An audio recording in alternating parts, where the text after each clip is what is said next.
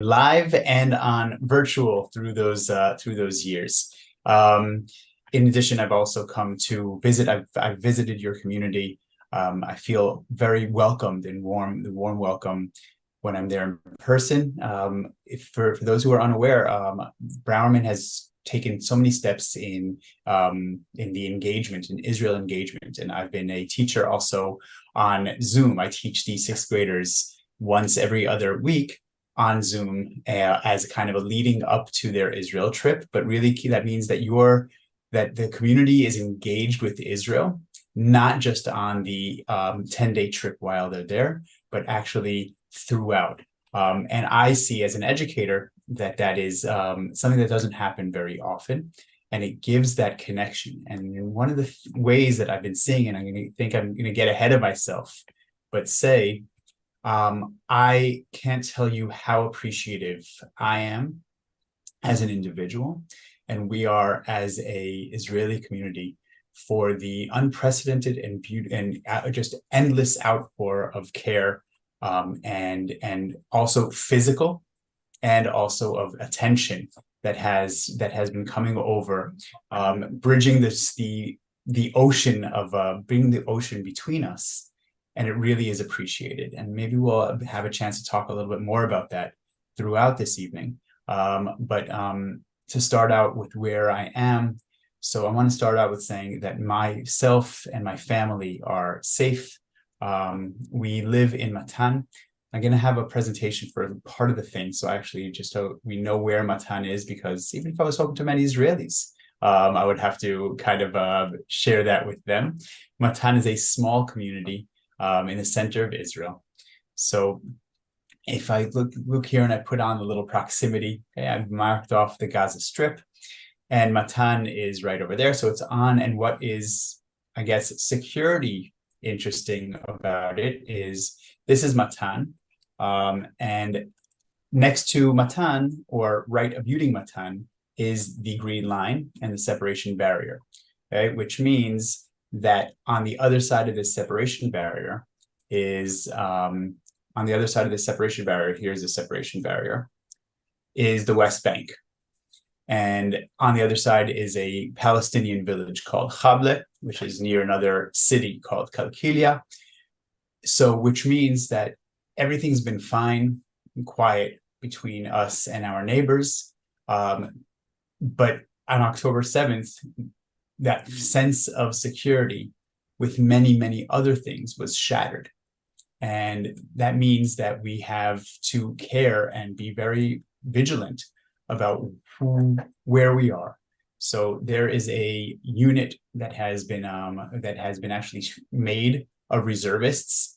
Majority of them would be me and my friends. I didn't enlist fully as a reservist, but a lot of people who were in reserve units, but that were already either discharged because of our age or just the units, the way it works. It doesn't work uniformly that, oh, when you get to a certain age, you get where everyone is in a unit. We know where we're going in the reserves. And at some point you get discharged. Okay. And so people have been re-enlisted, and we have a unit of reservists that are mostly from Matan that are patrolling in uniform with weapons, we added more surveillance we hyped up our security. We have a lot of civilians, myself included, that are doing extra beyond what the military allocates in terms of security. It's been quiet. What it means also on a personal level for families, there have been sirens. We live a little bit the distance between us and Gaza is far enough that it's exactly outside of the range. And from the north, from Lebanon, it's outside of the range. So in terms of actual sirens, we've had a few, and we know what to do when that happens, which is going into our mamad. Mamad is the safe room in a house. Every house that was built after 1994 has a secure room. And what that means is it's fortified concrete. It has a heavy door that could be locked, okay, and lock in. And will protect us, should protect us if there is a rocket that falls around, even direct hits of the house in terms of shrapnel and things like that. And what we saw on October 7th, that was the evil that we knew. Okay, to know that when there are rockets and when there are sirens, we know how to go into a safe room. And if a rocket falls, okay, and we'll talk about, but usually the rockets don't fall, because on the hill next to me, on the hill next to Matan, literally right down here, the Iron Dome is set up. Okay? And there's an Iron Dome that intercepts the rockets. Mostly that Iron Dome it covers all of the Tel Aviv and the central area. So most of the time, yeah, you go into the mamad, but you're feeling the sense of security that we've been having, is that rockets come, they get shot down, and if not, you have a mamad. Our sense of security was fine. But what October 7th changed was that sense of security, that's not the only threat. So there are definitely people that have a little bit higher, their level of anxiety is a little bit higher than mine, that are definitely not feeling comfortable. And the knowledge of what you need to do if something like October 7th happens and people were locked into their mamad, some of them for more than 24 hours. I was speaking to a friend of mine this week. He and his 9-month-old baby, they were in a mamad with his wife. They were in a mamad in a village, in a community that wasn't attacked. And it took 35 hours for them to be released. So they were in that mamad for that amount of time. That is not something that we knew, that we thought that would happen. But if I kind of, Rabbi Nanis, you asked how things are going here. So just on that, there's that first level is of personal security. Okay? And we're doing what we can here. It's been almost, we're starting on Shabbat is going to be 4 weeks. So there's another aspect, which is there's also fatigue. Okay, and normalcy, and people have been doing and on alert and on patrol, and thank God nothing happens. But I'm going to kind of say something that I've learned very much. When we look at the boy who cried wolf, for many years, that story was a story that we told kids to teach them liars can't be believed even when we're telling the truth, right? So it's, okay, kids, don't go crying wolf. But I had just a moment of flipping the script on that. And the real moral of that Aesop fable is, if you are responsible and a wolf, to go and get the wolf when a boy cries wolf, you have to go every time. Because what happened here on October 7th was an attack that should have been prevented, could have been prevented in some way or another. And because it was crying wolf many times, and because we got complacent with our security, the level of this attack was more successful than even Hamas had imagined. And that shattered a sense of security within Israel that will take a very long time to rebuild. But I'm going to just finish, Rabbi Nanis, you asked how things are going, but that was where we started from on October 7th. Over these past weeks, kids were not in school. My kids there was no school for 3 weeks. This week was the first week that my kids went back to school. They're going because of also where we are, and also because of personnel. It's going back gradually. I have 3 kids. They're in 6th grade, and I have twins in 3rd grade. And we're going back gradually. And as we're going back, it's also realizing that there are a lot of things that are still missing. And how much are they learning, and how much are they just dealing also with just mental health and making sure that everybody's okay. On that other level, I'll just say, on the reality on the ground, my kids have been asked how they feel way too many times, because how they feel is also just fine. Okay? They were at home. There were a few sirens, enough to keep us alert, but not to make us scared here in Matan. Okay? And there's a lot of just, vacation was just very, very long, because it actually started The attack started the day they were supposed to go back to school after the whole Sukkot and Yom Kippur break. So it ended up having that they were out of school for 32 days before going back to actual school. So it disrupts the norms as here. And that is just here in Matan. And we are absolutely not the closest to what's going on. And that is our reality here. Very different for people who live other places. Now, are you next to the West Bank, on the West Bank? Where is Matan? So again, I'm looking at, if you look at the map here, what I kind of showed is that this, I'm going to zoom out one more, right? So you could see where the line is between Israel and the West Bank, okay? And Matan is literally, it touches the green line. It was formed, actually, it was built in 1991, okay? To kind of be another line on, this is the green line, the one that I'm marking right here, okay? I see. This is the green line. And that is where there's a security barrier between us and the Palestinians who live in Chabla. Okay, so this is Israel, right? Matan is in Israel, and Chabla is in the West Bank, Palestinians. And what about the families who were all removed from the Gaza border and the northern border? How are they living? All right, so thank you for asking on them. So that's me, and thank you for caring and knowing where I'm at. The Gaza envelope, or as we want to, as I've been visiting there and taking groups there as a tour guide for many, many years, dealing with the geopolitics. I know the people there well. I know the mayors. I know the farmers, and I know some of the people who live there. I have a bunch of friends who lived around there. So first of all, I'm going to help them with their rebranding. For many years, they've been saying, can we stop being called the Gaza envelope? We are the Western Negev, okay? The Western Negev. But they're referring to them usually refer to people from where that proximity, okay? So Gaza, let's just look at Gaza for a moment. The Gaza Strip is a strip of land that's named after the big city Gaza, which is an ancient city. It's an ancient port of Israel. It's mentioned in the Bible many times. Philistines lived there, etc. And the strip of area that is surrounding it is called the Gaza Strip.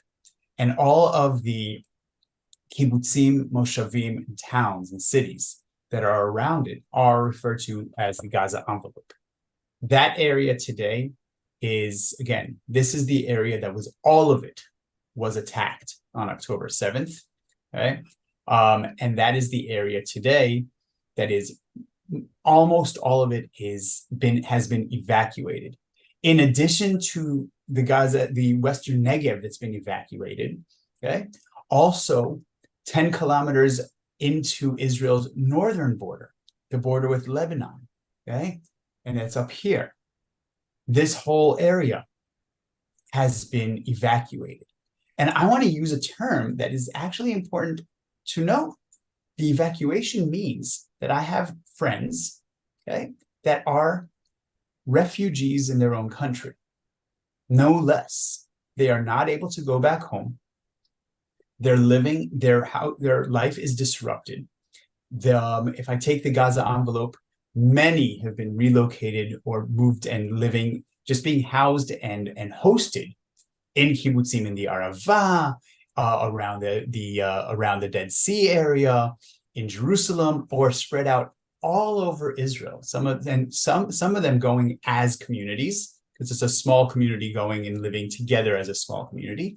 Others are going to family and friends, but that also doesn't last for long. Many are also communities in hotels, being housed in hotels, not as with all of the services being provided. Laundry is a big one, right? Day to day.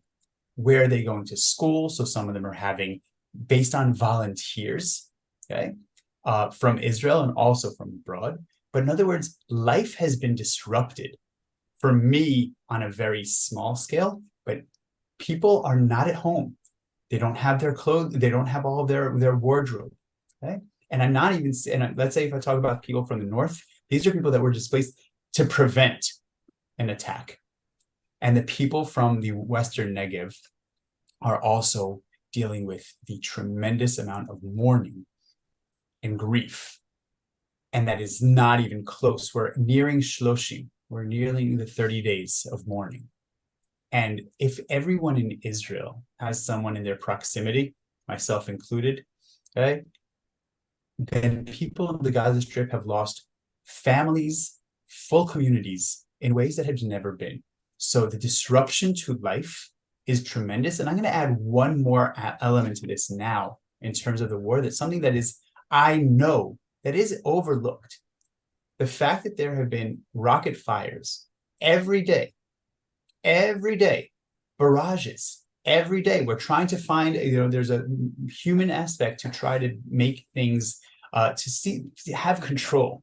So for the first 2 days at 8 p.m., there were barrages of rockets. So for the next days, it's like, oh, make sure I'm at home, not at friend's house or not there at 8, because that's when they shoot. Well, they didn't shoot at exactly 8 on other days. The disruption of life, the trying to find some kind of normalcy, but it doesn't exist. And So there's rockets every day, even today. There are rockets every day, even today. Rockets fell in the north coming from Lebanon, from Hezbollah. And here's the thing. The majority of these rockets are getting shot down by Iron Dome. But wait, that means that Israel has put in systems that it will not be hurt by rockets. But the intention of those rockets is to land and to explode. And 4 rockets landed in Kiryat Shmona this evening, or yesterday for us, Thursday evening. 4 rockets landed from north, from Hezbollah, and exploded. And a house was destroyed in the center of Israel, in a moshav in the center of Israel. And that would be the reality for the 8,500 rockets that were shot at Israel. And that's not in any kind of news because they don't land. But the intention is that they would land. So we are being bombarded with rockets. Israel is doing, and we'll get there, Israel is bombarding Gaza. There's no if and what about it. Israel has, the retaliation is at a scope that is also unprecedented in Israel's response in this war. But it's not that Israel was attacked on October 7th and Gaza's been attacked since then. Israel is continuously being bombarded with rockets from 3 different destinations, from Gaza, from Lebanon, and yesterday a rocket was shot from Yemen to Eilat, a long-range rocket. And it was intended to explode in Eilat, but it was intercepted by Israel's anti-missile. So something that's kind of definitely missed is that it seems as though, and the media does not do this justice, okay? It seems as though Israel was attacked on October 7th, and since there, it's responding. Well, no, Israel is continuously being attacked since October 7th. October 7th was unprecedented and we weren't wise and able and ready to defend ourselves properly on October 7th, tragically. And since then, we woke up and we've been defending ourselves from attacks and attacking in.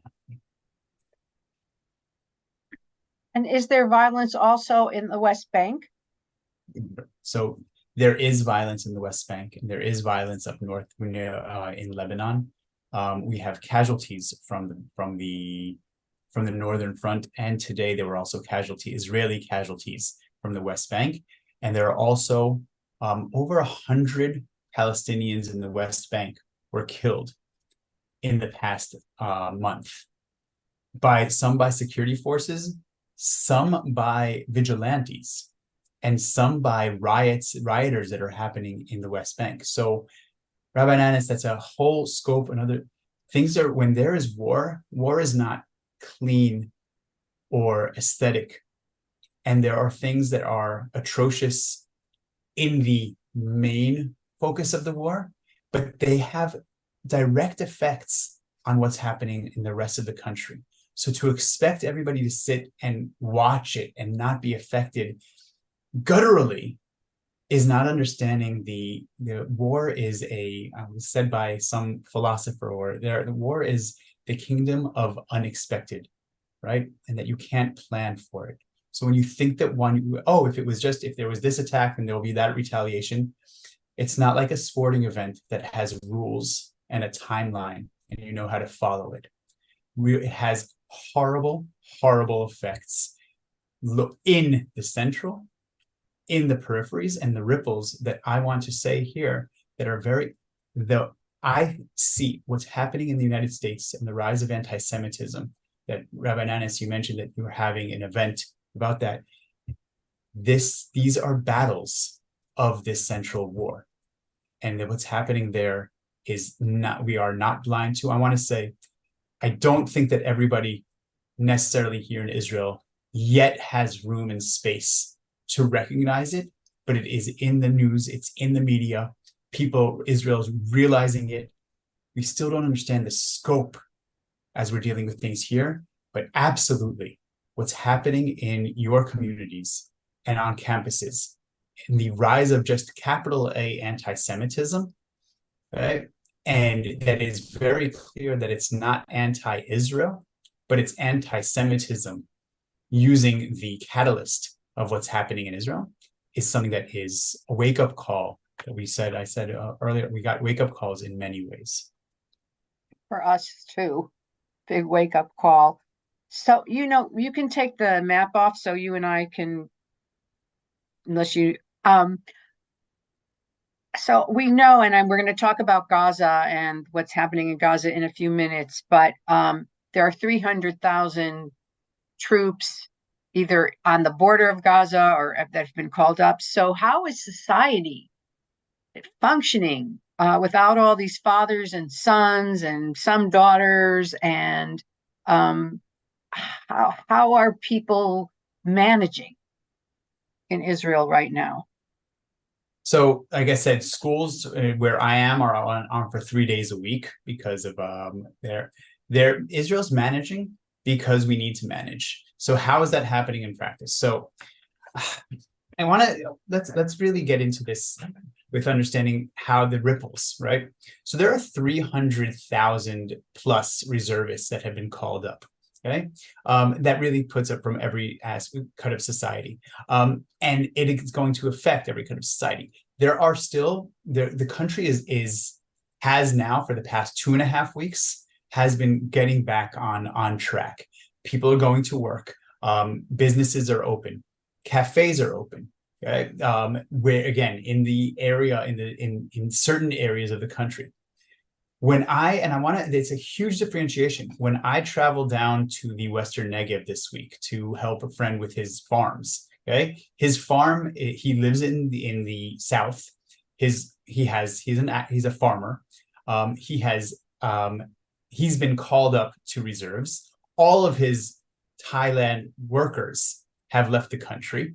Okay, so there's no one to pick the vegetables, and so his daughter is taking on a lot of it. She is 17 years old. His brother-in-law came in from, he's living in New Jersey now. So his brother-in-law came in and ran the farm for 2 weeks, but he went back, and based on volunteers, myself and others and many, many others, but as I was with my nephew, we went down to help him not pick the vegetables for now, because he turned off the faucet. He turned off, and we're talking about huge amounts. Like things that are going to. This is not just a little greenery that you're buying, right? Your home farm. This is the stuff that's getting to the markets. So he turned off the water, and he's not picking 2 of his huge hothouses. We were working on let's try to give next season so he doesn't lose all of that investment.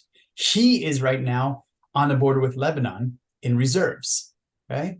So in terms of disruption to that's just one example. So people are out of their normal day-to-day. So everything is geared down. And when I go back again, when I'm looking down around the Gaza area, around the Western Negev, it is a military base. All the communities are empty. They put up sand dunes in front of where the gate of like that says welcome to Sde Nitzan, right? There are sand like blockades, and the area is the only people walking around. Now I know that my friend's mother, she's one of those, hard heads. She's living there, practically like her and maybe 3 other people from the community. It's not that they're not allowed to, okay? But it's her, 2 other people from the community, and soldiers. That's what life looks like in Israel around the Gaza envelope and in the north of Israel, in the Galil. Okay, Kiryat Shmona, a city of 40,000, empty. Okay, empty. And in the center, we're trying to have somewhat of normal life. But who's feeding all those soldiers? I mean, I understand people are collecting food and clothes and blankets and supplies from all over the city, all over the country, rather. So I'm gonna take this, and I know like when I have, there's a lot to unpack with this, but I do want to, maybe if I kind of take a little bit of two steps back, will bring us forward. I'm going to look also at that.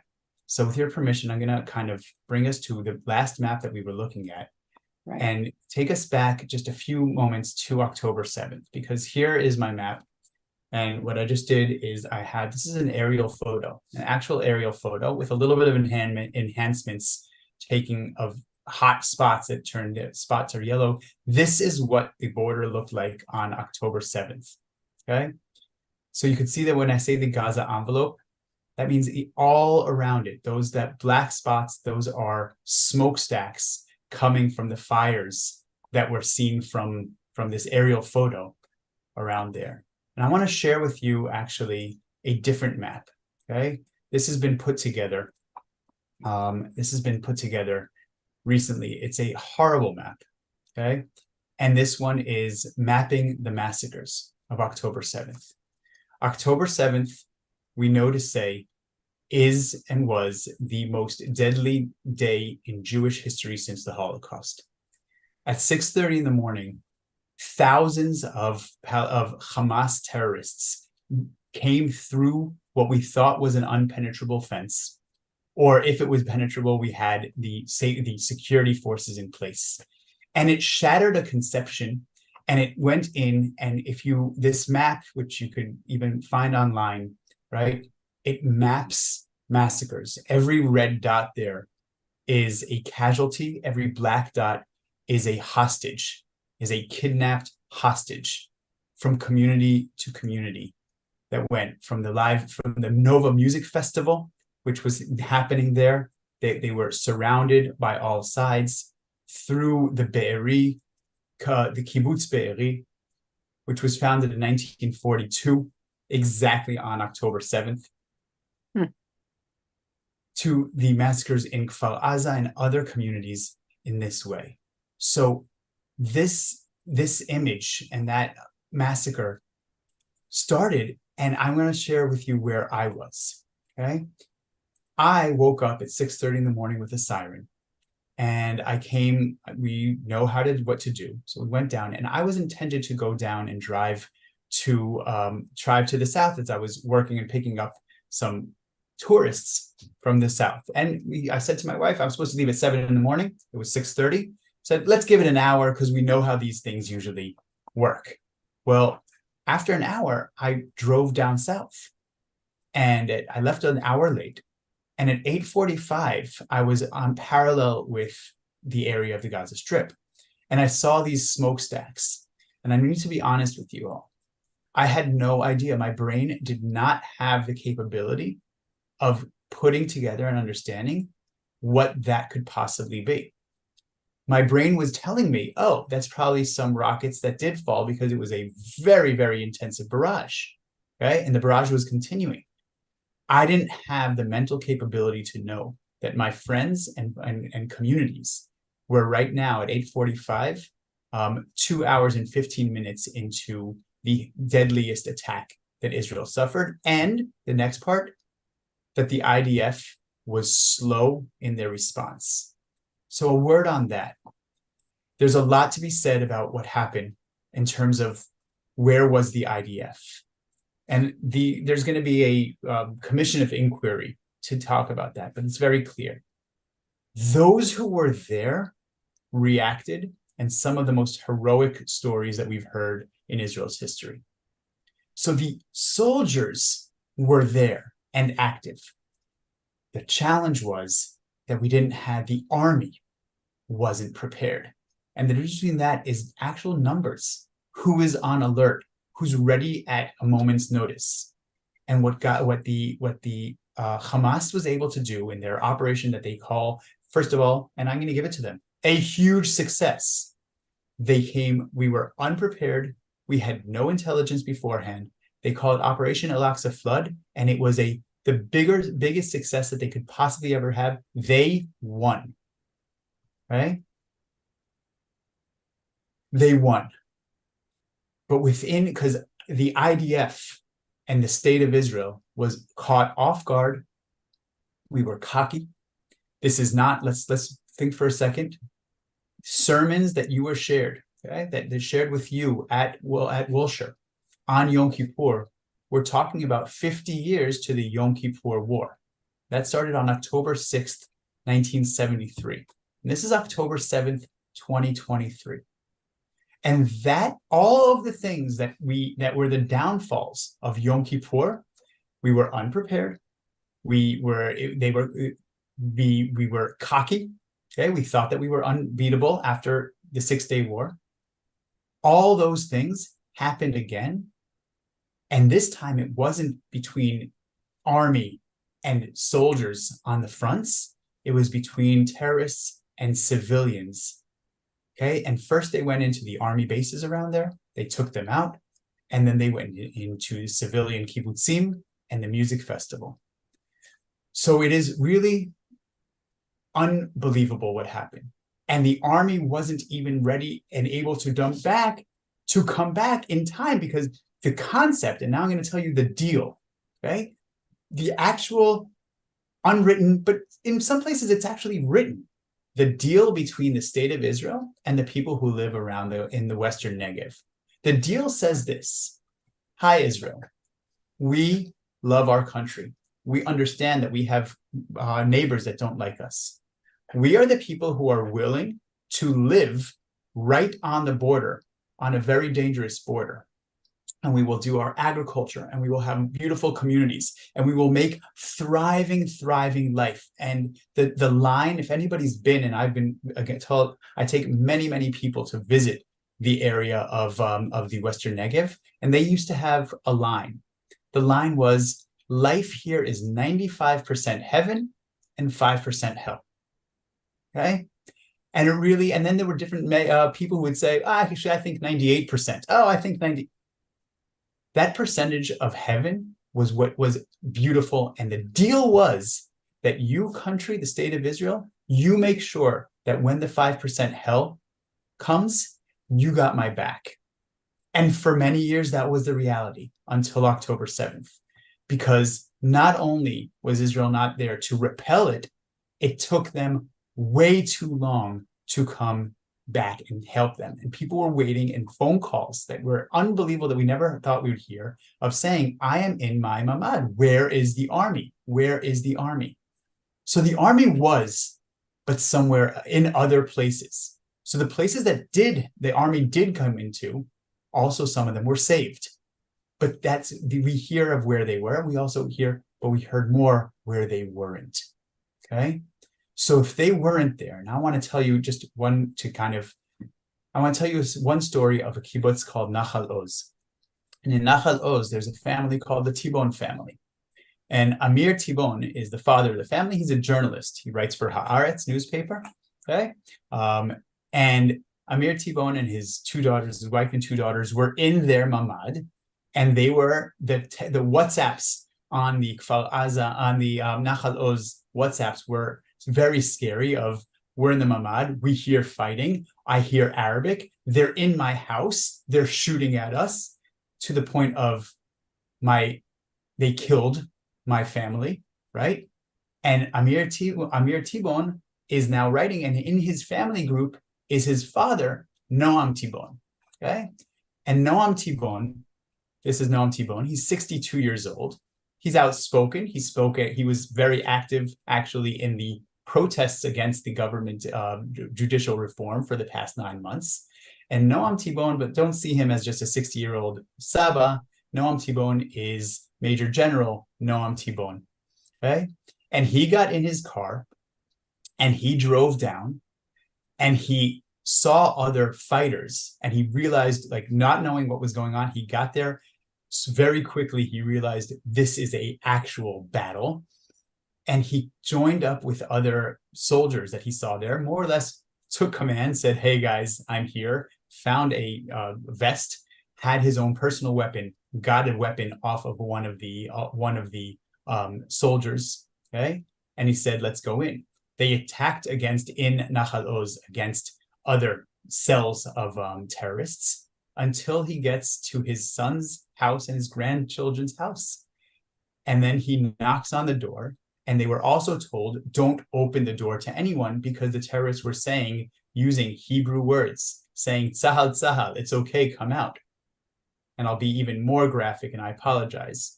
But into the point of not in Nahal Oz, but in a different kibbutz, that they took one of the children of the family, a 16-year-old, and had him walk between houses, telling families to open the door, that it's him and it's okay. And if not, his family will be killed.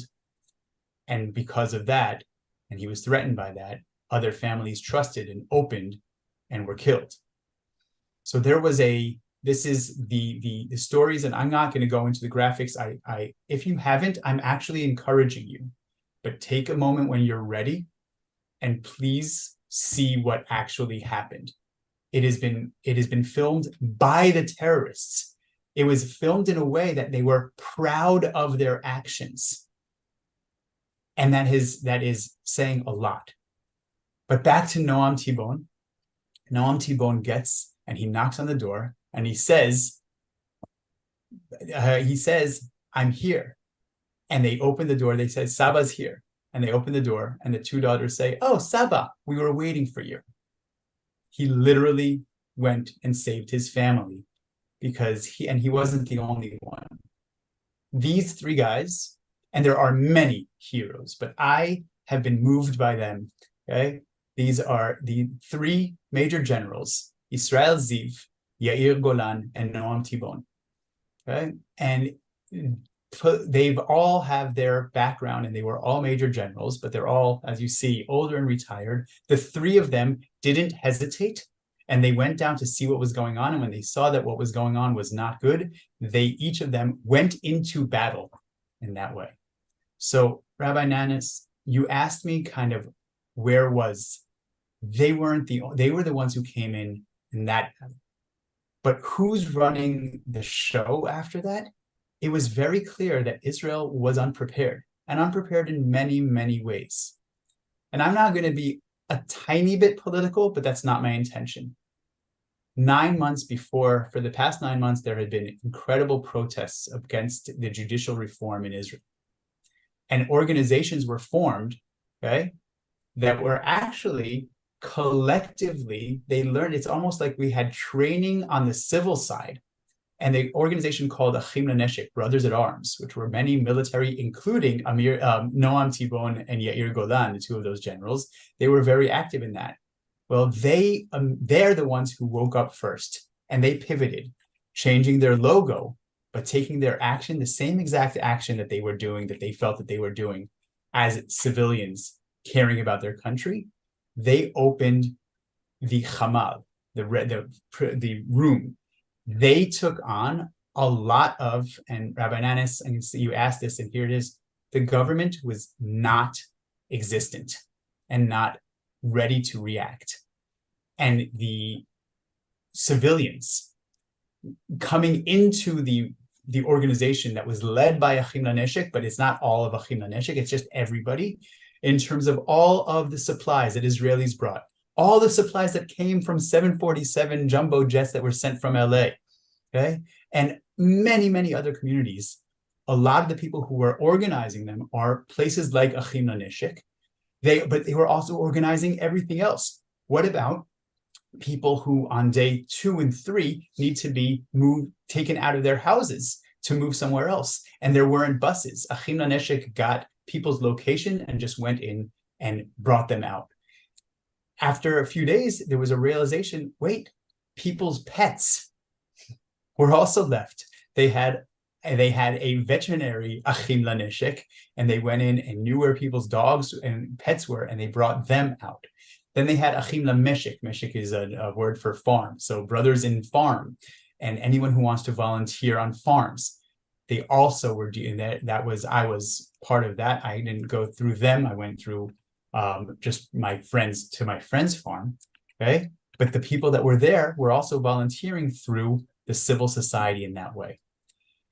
They also said, yeah. So I'm just to finish. I was just going to say, this is so interesting, but I do want to get to the attack on Gaza, because there's a lot of questions about that, and what's going on right now in Gaza. And I'm just going to ask a couple questions and let you talk about the call for the ceasefire, the call for the humanitarian pause. How do Israelis feel about what's going on? And we're hearing, that is it true what we're hearing about all of the Palestinians that they're saying are being killed? Is that true or not?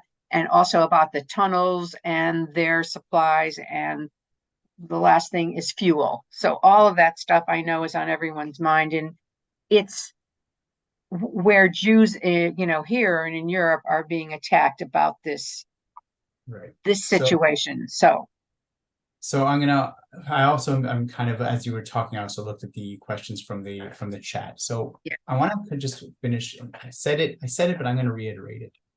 The IDF that was there responded. The IDF was not mobilized with enough forces to respond to this attack. And that is what the Commission of Inquiry is going to look at. Why did we, one, not know that this was happening if their intelligence is so good? Two, why did our defenses fail? And one of the things that I'm going to say is that one of the things that's very clear already is that we were too dependent on the technologies. And the actual ability to respond to smaller attacks were there. They saw them coming. They saw them there. The armored person, the tanks shot. There were helicopters in the air. Not enough. And I want to say this one, why we have trust in Israel and the army right now is because of something that was done by the military on day 2 of the war. Okay, after they regained control, because we lost sovereignty. The terrorists were in Israel in some places for 4 days. Till the next Friday, they were still finding terrorists who were still in Israel. We lost sovereignty. We were conquered in this region, conquered. And on day 2 of the war, day 2.5, our chief of staff, Herzi Halevi, came out and said, we failed. We failed in the defense. And now our responsibility is to continue on the defense, on the offensive. So taking that responsibility is something that was very important and needed to be said. And Herzi Halevi and our intelligence took the responsibility, stood in front of the cameras, took responsibility. I'm going to leave it at this one and just say our prime minister until today has not taken responsibility, okay? Has not taken a word, and that has a huge effect on people's trust in what's going on within there. It took 8 days for Israel to create a coalition, an emergency government with Benny Gantz as part of the war cabinet. But more on that, and those are things. I hope that you were following everything took very slow. That's why I focused on Achim LaNeshek, because they were very quick, and the Israeli society was very quick. So if I look at there, the next day, Israel started airstrikes from October 7th. Okay, Israel started the airstrikes from October 7th, including everything that we were saying, and everything that you're saying is true. Israel told Hamas, it's on you. You have attacked us in the most brutal way. And I'm going to say it this way. When I watch, and I'm sorry, I'm going to get a little bit into the media and things that are happening in the media and there. Okay? Any video that I watch or any start that says one of two things, I will stop watching because it is not correct. okay? If I watch a video that's saying Israel was attacked unprovoked on October 7th, I stop. That's not correct. It's not unprovoked, okay? There is a history. There is a background here. The Browerman students were here in March and April of last year, and there were rockets coming out of Gaza from the Islamic Jihad, not by Hamas, but they're getting too nuanced because things are progressional. So if somebody says it's unprovoked, that's not. The brutality is something that is unprecedented and cannot be. The fact that they were filming themselves and pride and there were recordings of phone calls going back saying, I'm proud how many Jews I killed. The killing of civilians specifically, and the 200, right now we're at 230 kidnapped, and we don't know that that's the final number because there are still people who are missing, and we don't know if they are dead or because there are bodies that haven't yet been recognized. And it's not because nobody's trying, it's because it's not possible to recognize them even with DNA samples.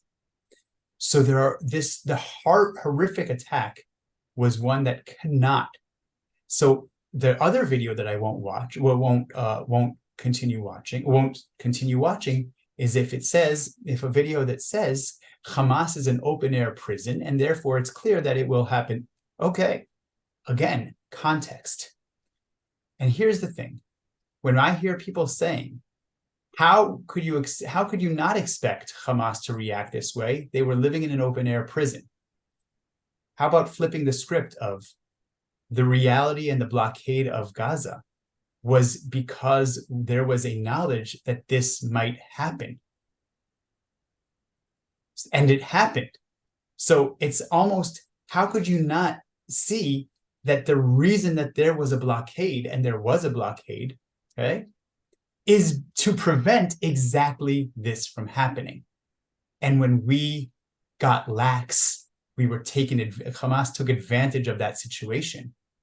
And this was at the point where it cannot be just left. So since October 7th, there were strikes from the air, the call for Palestinians to move to the south. It is a hard 2.1 million people live in Gaza. But if I look just a little bit at what's happening right now, and then Rabbi Nanis, I'll please guide me with some more of the questions. But yes, it is not pretty, and it is not. And now there's another thing of what is the correct response? When I hear other people asking, and I don't interview, people need to make a claim, and I know things are not being said. People don't have the bandwidth to understand the nuance. And what you're doing here this evening is giving it a little bit of this time to try to understand this. So this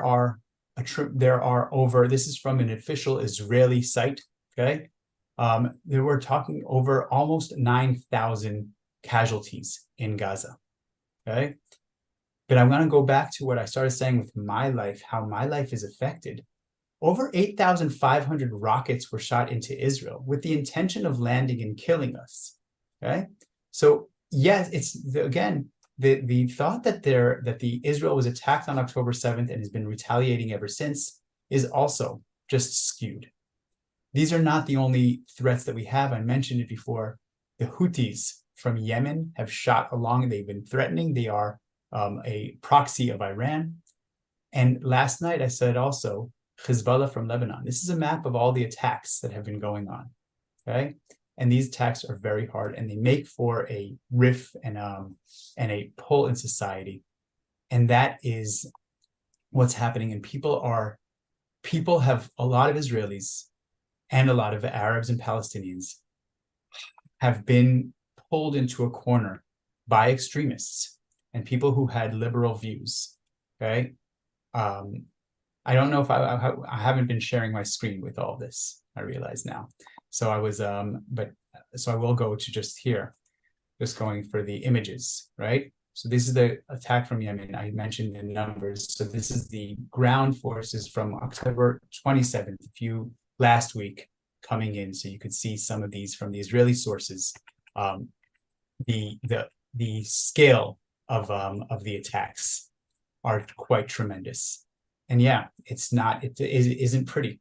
But I know that there is clarity in terms of why this happened now.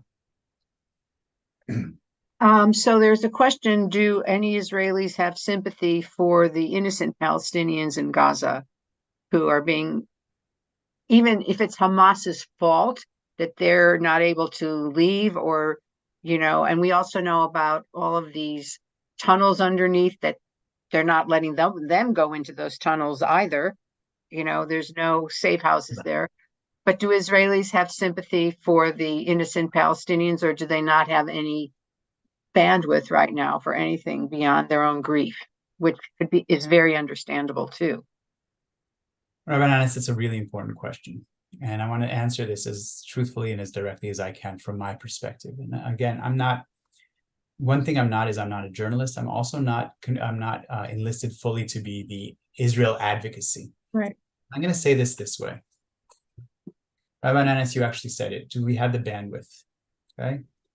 I'm seeing that bandwidth for having compassion dropped drastically in circles that I'm in. Okay. From my close friends to colleagues that I've been in with all kinds of social actions in there. Israel was hit in such a personal way. I have been to 2 funerals, met a few other shivas. That's me. The neighbor across the street from me, his son is abducted. My good friend's brother-in-law is missing. It is everywhere and in right here. And if I just add another thing, yeah, it plays into the huge psyche. We had a message from the past in terms of what it means to be caught unprepared, but it's not 9/11 and it's not Yom Kippur. And this was told to me actually by a New York rabbi. 9/11 was impersonal and was far. This one was personal. People who came into the kibbutzim, listen to this. People came into, because it's going to why there's a drop, a drastic, even no compassion with a lot of people.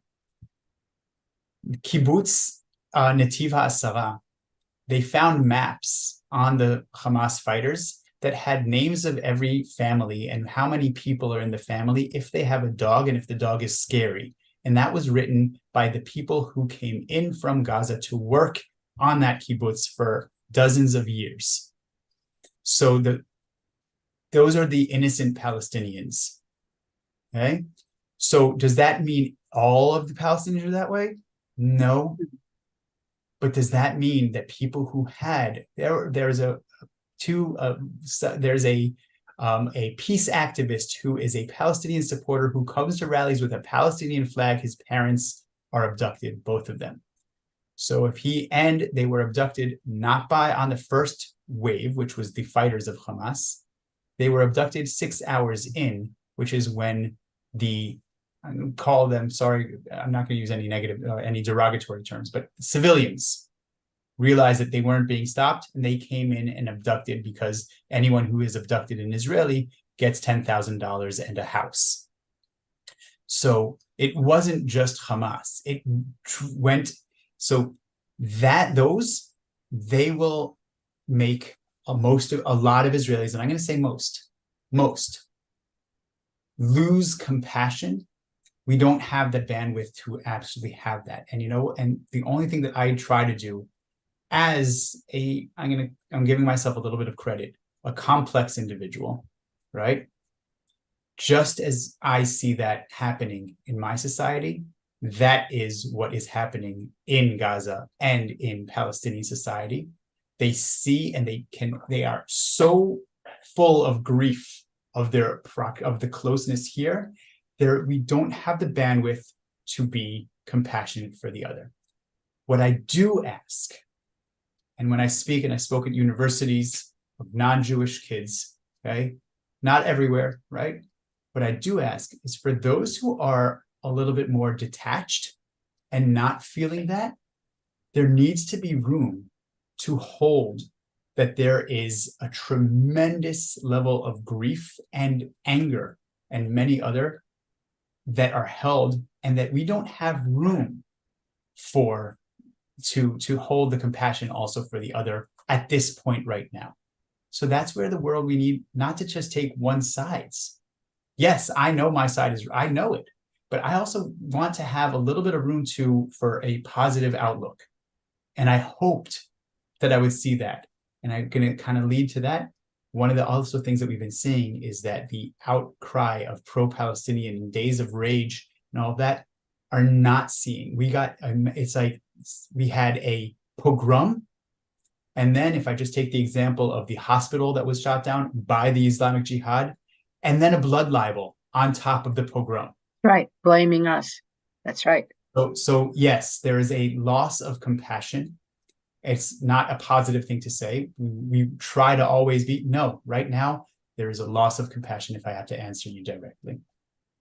Understandably, I mean, nobody expected Holocaust survivors to have compassion for innocent Germans at that time. You know, your trauma, you're just, you're too full of grief and too filled with raw pain to really differentiate or have nuance at the moment.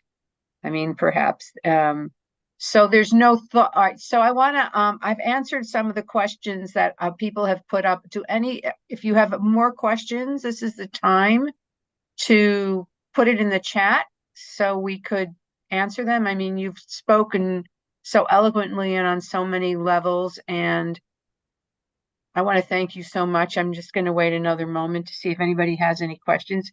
I see a question from Jeffrey Strauss. Why were the kibbutz virtually unarmed? Every kibbutz has a immediate response force. Okay, the immediate response forces have been lower in terms of budgeting and their weapons, systematic, like slowly as it's been going on. There are, as in the amount of heroic stories are also the amount of tragic stories. And there are stories where the kibbutz Magen and kibbutz was stopped by their immediate responders, okay? And no one in the kibbutz was hurt, but the immediate responders, 2 were killed and the commander was injured. Brigan, their immediate response force was only 3 people and 1 of them was away. So immediate response force from a different town, Shlomit, which is an Orthodox kibbutz, they immediately came up even though it was Shabbat. They left their kibbutz, which is not their role, and they went and saved Prigan. So you are right. The kibbutzniks were virtually unarmed, and especially their handguns are not a weapon. And the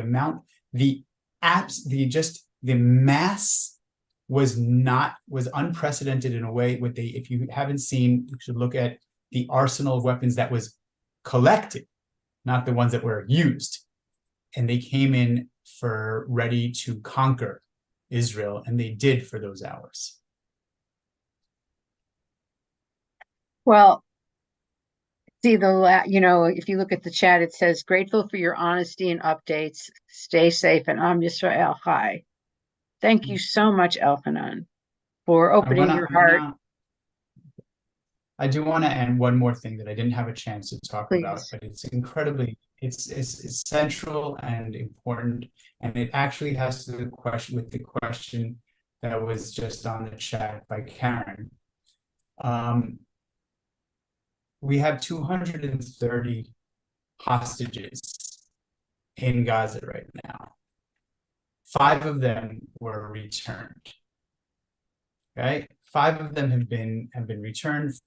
4 were returned by Hamas. 1 was Ori was brought back by a military operation just a few days ago. And there's a question of what do we do, university student? If the hostages are returned, will that end the war? So I want to answer that directly. No. I'm going to explain why. 1, hostages were taken, they need to be returned. But that was one of the intentions of Yehi Sinwar, backed by Hamas. He's the commander. He sat for 22 years in Israeli jail. Your camera. Your camera is off. returning of hostages that I was very much in favor of. Gilad Shalit, who was in prison. Really? Elhanan, you're cutting in and out. So I apologize. I'm going to stop that. Is it not? Is it on now? Tell me now. Tell me if it's back. Now I can hear you now, but before you were like cutting in and out. So the commander of Hamas right now is a former prisoner from Israel that was in Israel that sat for 22 years, and he was returned on the Gilad Shalit prisoner swap. That was one soldier for 1,027 Hamas prisoners. Okay, and he is the commander of this, and so returning all of the kidnapped needs to happen, but that won't necessarily end this war. And it won't, and if it ends this round, let's go back to where I started. It will not return the sense of safety and the agreement between people who live, Israelis who live on any of our borders, and the government and the state and the country has been breached, and it will not be able to be returned in that way. I will end on one long way of positive. Elhanan, could I just interject for a moment on the prisoners? This is Jeffrey Strauss. Please. Unfortunately, I hate to say this, and I haven't heard anybody say it yet, but it's impossible to do an all-for-all swap because, unfortunately, Israel doesn't know how many hostages Hamas really holds. And all you need, just to reference Gilad Shalit, all you need is one, and Israel will be held hostage as a country again. And they're going to have more than just one. They're never going to give you all for all. Never. Jeffrey, thank you for that. And that is you're adding and you're reminding me to remind everybody. It's not I end every time I talk about the Israeli-Palestinian conflict.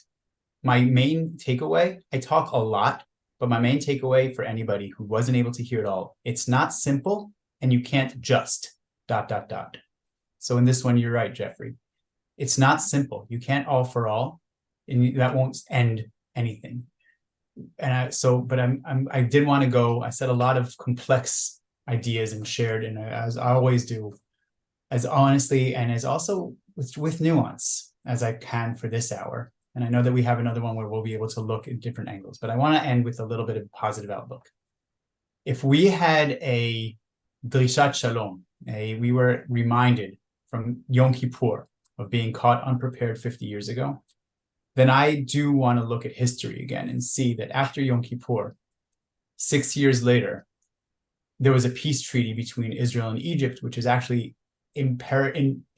instrumental to what's happening today in between Israel and Gaza that hasn't been broken. And it was I was not alive at that time, but I do read my history and I speak to a lot of people.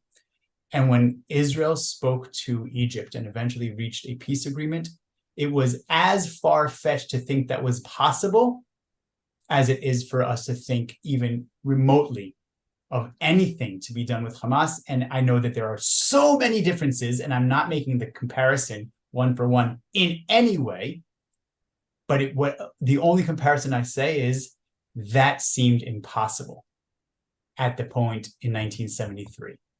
And now I've lived my entire life. I was born literally during the peace agreements. So my entire life, Israel and Egypt were at peace. So that is my only kind of positive outlook. I have no idea how we'll get there. We're not there now. Right now, we're hurting. And right now, we actually are fighting for our survival. Thank you so much, Elhanan, for this. And we will be having a second meeting with you in a couple of weeks to see where we're at that time. People who are still concerned about different things, there's an email right now about very upset about Palestinian suffering. And I'm suggesting that you talk to Rabbi Leader, who is on the media all the time. He's speaking all over the country about this, and he can help explain this to you a lot better than I can. I don't think it's and certainly tonight, I'm not going to go there, but I want to thank you. I think you gave us a lot of insight and a little window into the pain and trauma that Israel is enduring right now. Even though we're having our own different kind of trauma with all this anti-Semitism, it can't compare to what's happening there. And we're with you and we love you and we pray for some kind of an outcome that brings some kind of, I don't know, peace, rapprochement, quiet, something. Because it's, as you said, there's no answer, there's no easy answer, there's no easy outcome. So thank you very, very much, Elhanan, and maybe you can go back to sleep for a little while, since it's now 5:30 in the morning. 5:30. I'm a little bit late to my watch duty that I'm going to do in the community. We're all pitching in, and hours are not hours here. So yes. Thank you.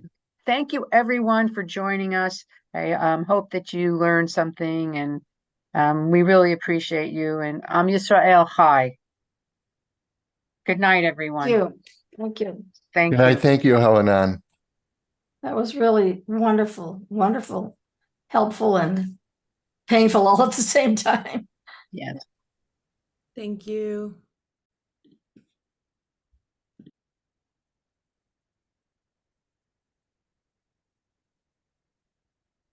Good night, everybody.